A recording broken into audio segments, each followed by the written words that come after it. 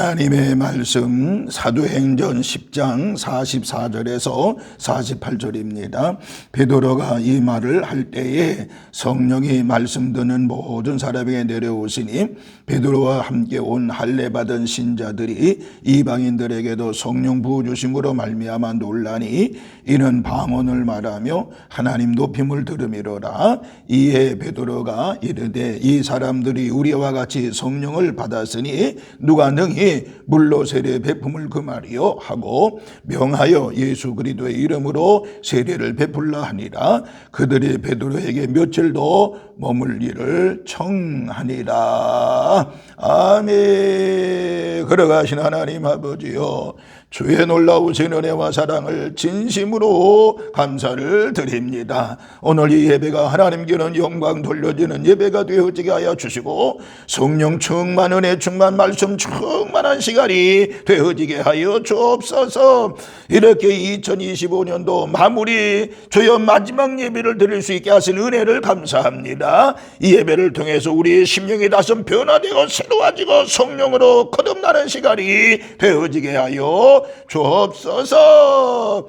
예수님의 이름으로 기도하옵나이다. 아멘. 아멘. 할렐루야. 하나님의 놀라우신 은혜와 사랑과 은총이 오늘 이렇게 2025년도 마지막 주일 예배를 드리면서 하나님께 예배하며 영광 돌리는 우리 모든 성도들 심령 위에 하나님의 놀라우신 은혜와 사랑과 은총이 함께 하시기를 주님의 이름으로 축원합니다. 특별히 이제 영상으로 말씀을 듣는 우리 모든 성도들에게도 하나님의 놀라우신 은혜와 은총과 권능이 함께하는 역사가 있기를 주님의 이름으로 축원합니다. 2025년도 마지막 주일을 허락하신 하나님께 영광의 박수 올려드립니다. 하나님 감사합니다. 감사합니다. 감사합니다. 감사합니다. 엊그제 이제 신년 첫 주일 예배 드린 것 같은데 벌써 52주를 드리면서 1년을 마무리하게 됩니다. 오늘 이렇게 하나님의 말씀과 은혜로 충만한 시간 되기를 바라면서 저는 오늘 이 사도행전 10장 44절에서 48절의 말씀을 중심으로 해서 멋진 마무리라고 하는 멋진 매듭이라고 하는 제목으로 같이 은혜를 나누겠습니다. 멋진 매듭 그리고 마무리라고 하는 제목으로 말씀을 드릴 때 큰 은혜가 되시기를 주님의 이름으로 축원합니다. 조금 전에 우리 기도한 것처럼 2025년 마지막 주일을 하나님 앞에 드리게 되었습니다. 2025년도는 그러면 내게 있어서는 어떤 해였는가를 생각해 볼 수 있고요. 오늘 이 시점에 또 내게 어떤 25년으로 어떤 의미를 주는 해였는가를 정리해 볼 필요가 있는 것입니다. 그리고 한 해의 마무리를 잘하고 유종의 미를 우리는 거둬야 되겠습니다. 오늘 본문은요, 사도행전 10장의 마무리 부분이 되겠습니다. 베드로가 성령의 인도함을 따라 고넬료의 가정을 찾게 되었고요, 성령의 역사로 그 가정에 머물면서 하나님의 말씀을 마음껏 전했습니다. 그리고 모두가 다 성령의 충만함으로 온 가족들이 세례를 받고 구원을 받게 됐다라고는 말씀이 본문의 말씀입니다. 오늘 이 본문의 한 사건의 매듭을 짓는 장면이, 마무리 짓는 장면이 나옵니다. 그런데 베드로는요, 성령의 인도를 따라 한 사건을 멋지게 마무리한 것을 볼 수가 있습니다. 이 사건을 볼 때 베드로는 아주 멋진 매듭을 지었다라고 말씀을 들을 수 있습니다. 오늘 이 본문에서 베드로가 멋지게 매듭을 지을 수 있었던 요인은 바로 뭐냐? 성령의 인도를 받았기 때문이라고 말씀을 드릴 수 있는 것입니다. 성령이 베드로의 사역 시작 때부터 마지막까지 함께 했던 것을 볼 수가 있는 것입니다. 그 마무리 매듭도 역사에 주셨기 때문에 잘 마무리를 짓게 되었다라고 하는 것입니다. 오늘 본문 44절을 보면요, 마지막 장면에서 더욱 풍성하게 성령의 역사가 임했다라고 하는 것을 볼 수가 있습니다. 그러니까 우리가 무엇이든지 멋진 매듭을 지기 위해서는요, 성령의 인도를 받는 일이 가장 중요하다는 것을 말씀해 주고 있는 것입니다.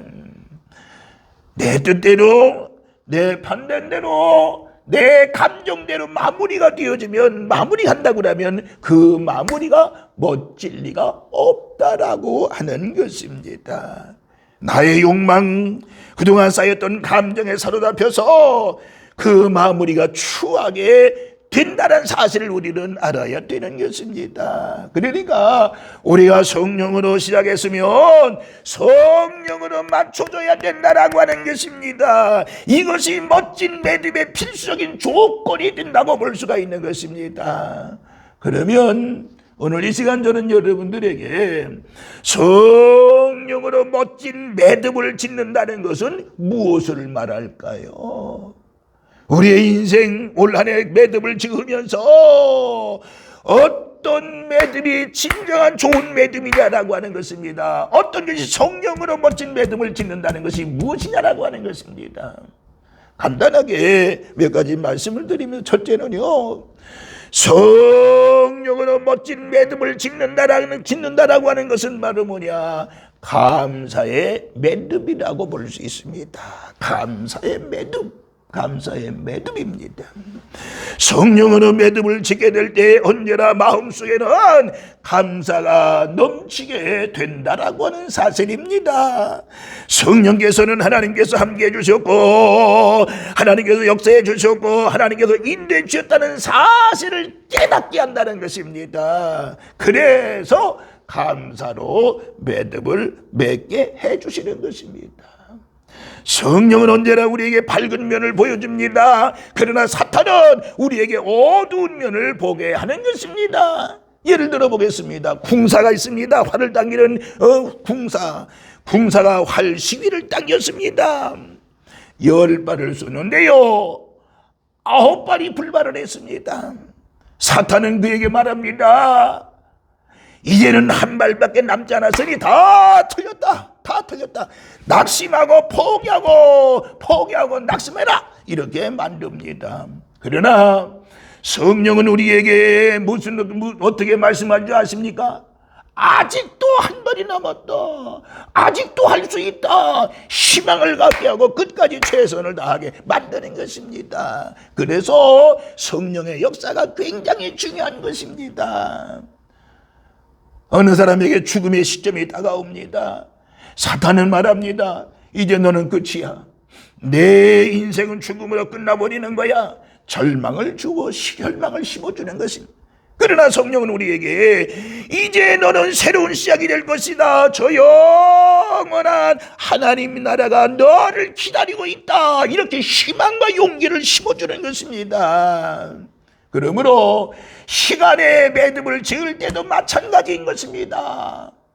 성령은 우리들에게 지난 날들을 돌아볼 때 밝은 면을 떠오르게 하는 것입니다. 그래서 감사로 매듭을 지을 수 있게 되는 것입니다. 이 연말을 당해서 여러분들 지난 일을 회상해 보세요. 성령께서 말씀하잖아요. 성령의 인도함이 있었기 때문에 오늘 이곳까지 오게 됐다라고 하는 감사의 마음을 허락해 주실 것입니다. 그러니까 감사하게 되는 것입니다. 그러나 사탄은요, 우리에게 어두운 면을 자꾸 떠오르게 하는 것입니다. 그래서 원망하게 하고 불평하게 하고, 그러므로 감사는요, 성령의 작품임을 믿어야 됩니다. 성령으로 매듭지는 사람들을 감사할 수 있기를, 매듭지는 사람들은 되는 일에 여러분들 모두가 앞장서기를 바라면서, 바로 첫 번째 말씀은 성령으로 매듭지는다는 것은 바로 뭐라고요? 감사의 매듭이라고 하는 것입니다. 하나님께 영광의 박수, 감사의 박수 올려드립니다. 할렐루야, 할렐루야. 두 번째, 성령으로 멋진 매듭을 짓는다는 것은 바로 뭐냐? 화해의 매듭이라고 할 수 있습니다. 성령으로 매듭을 지을 때 언제든지 화해라고 하는 멋진 모습이 등장하게 되는 것입니다. 성령은 모든 관계에 막힌 담을 흘러내는 것입니다. 깨지고 끊어진 관계를 회복시켜주는 것입니다. 반대로 사탄은 모든 관계의 담을 높이 쌓게 만드는 것입니다. 깨어진 관계를 더욱 회복 불능으로 몰아내는 것입니다고 말할 수 있습니다. 그러나 성령은요, 어떻게 해요? 성령은 우리로 하여금 하나님과의 관계를 회복시켜 주시는 것입니다. 하나님과의 관계는 죄 때문에 멀어지고 그 관계가 깨지는 것입니다. 하나님의 멋진 매듭은 바로 뭐냐? 하나님과의 관계에 막힌 담을 흘러내게 되는 것입니다. 깨지고 멀어진 관계를 회복으로 이루어 주시는 것입니다. 그 다음으로 성령은요, 모든 삶의 관계를 화목하게 이끌어 주시는 것입니다. 서로 용서하고 용납하고 하나 되게 도와주시는 것입니다. 사도 바울은 골로새 3장 13절에 누가 네게 혐의가 있거든 서로 용납하여 피차 용서하되 주께서 너희를 용서하신 것 같이 너희도 그리하고 라고 말씀을 하고 있습니다. 그러니까 용납하고 피차 용서하라고 말씀하고 있는 것입니다. 누군가 때문에 피해를 보았거나 마음에 상했다고 하면 우리는 서로 용납하고 용서하는 자가 되어져야 되는 것입니다. 혹시 여러분들 금년 안에 여러분들을 힘들게 하신 분들이 있나요? 여러분의 마음을 가장 아프게 한 사람이 있나요? 우리 모두 용납하시기를 바랍니다. 그를 이해하고 용서하시기를 바랍니다. 그를 위해 기도하시길 바랍니다. 성령께서 여러분을 도와주실 것입니다. 이와 같이 성령으로 멋진 매듭을 짓는다는 것은 바로 뭐요? 화해의 매듭이라고 하는 거예요. 화해로 멋진 매듭을 짓는 우리 모든 성도들 되시기를 주님의 이름으로 축원합니다. 세 번째는요, 성령으로 멋진 매듭을 짓는다고 하는 것은 바로 뭐냐? 비전의 매듭이라고 말할 수 있는 것입니다. 성령으로 매듭을 지을 때 언제나 비전이라는 모습을 갖게 되는 것입니다. 여기서 비전이라고 하는 것은 더 나은 미래를 꿈꾸는 것을 말할 수가 있습니다. 요엘서 2장 1절에 내가 내 신을 만민에게 부어주리니 너의 자녀들이 장래일을 말할 것이며 너희 늙은이는 꿈을 꾸며 너희 젊은이는 이상을 볼 것이라고 말씀했습니다. 성령께서 우리에게 비전을 갖게 하실 것이라고는 말씀이지요. 그러니까 우리가 한 해의 매듭을 지을 때 내년에 대한 비전, 내년에 대한 꿈을 우리는 꿀 수 있어야 된다라고 하는 것입니다. 내년 뒤에는 더 좋은 꿈, 더 멋진 비전을 가지고 한 해를 마감할 때 그 매듭은 멋진 매듭이라고 말할 수가 있는 것입니다. 그러나 아무런 비전도 없이 매듭을 짓는다고 하면 정말 쓸쓸하고 안타깝게 비참하게 될 것입니다. 회사를 은퇴하는 분이 있었습니다. 그는 오랫동안 노후에 대한 준비를 차근차근 해왔습니다. 경제적인 준비, 할 일에 대한 준비, 건강에 대한 준비, 인생의 마무리에 대한 준비를 잘했습니다. 이분은 은퇴가 멋진 매듭이 될 것이었습니다. 될 것입니다. 그렇지 않겠습니까? 그러나 아무런 준비 없이 갑자기 회사를 고받는 사람이 있습니다. 이런 사람은요, 슬프고 은퇴가 슬프고 비참하기까지 될 것입니다.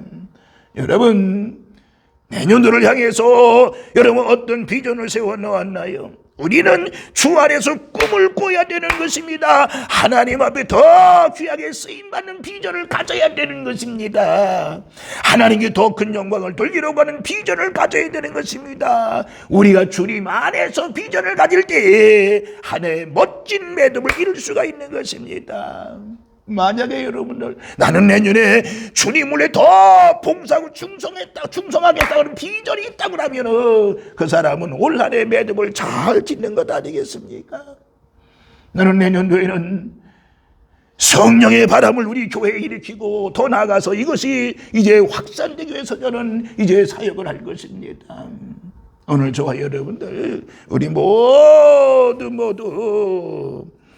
매듭을 한 해의 매듭을 잘 마무리 져서 하나님께는 영광 돌리고 여러분 모두에게는 하나님의 사랑과 은총이 넘치는 역사가 있기를 다시 한번 주님의 이름으로 축원합니다. 할렐루야.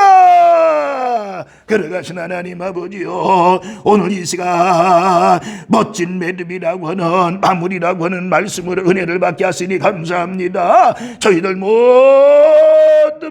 멋진 매듭으로 하나님께 영광 돌리는 저희들 되어지게 하여 주시옵시고, 특별히 감사로 매듭을 짓게 하여 주시옵시고, 화해로 매듭을 짓게 하여 주시옵시고, 비전으로 매듭을 짓는 저희들이 되어지게 하여 주옵소서. 그래서 하나님의 사랑과 은혜를 더 많이 체험하고 하나님의 사랑과 은총 가운데 거하는 우리 믿음의 모든 성도들 되어지게 하여 주옵소서. 주님의 놀라우신 은혜와 사랑으로 충만할 줄로 믿습니다. 역사하여 주옵소서. 감사를 드리면서 우리를 죄악 가운데서 구원하시 예수님의 이름으로 기도하옵나이다. 아멘. 아멘.